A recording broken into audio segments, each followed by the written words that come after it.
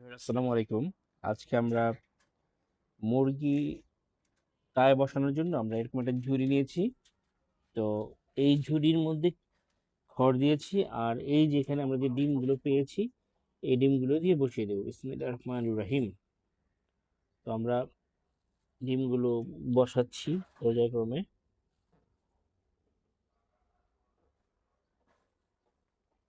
তারপরে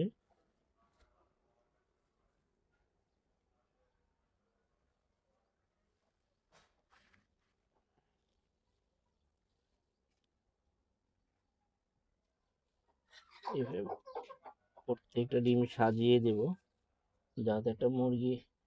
এই ডিমটা কিন্তু অনেক ছোট, এটা কি এত ছোট ডিম দেওয়া যাবে না, কারণ নতুন মুরগি ডিম দিছে। আমরা একটু বড় বড় চাই দেবো।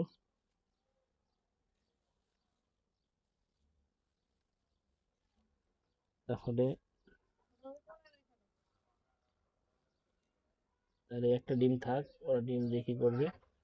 তাহলে 3, 6, 10টা ডিম। 10টা ডিম দিয়ে যেটা এখানে ওরা ডিম পারে, আমরা আরেকটা ঘরে বসানোর চিন্তা ভাবনা করতেছি।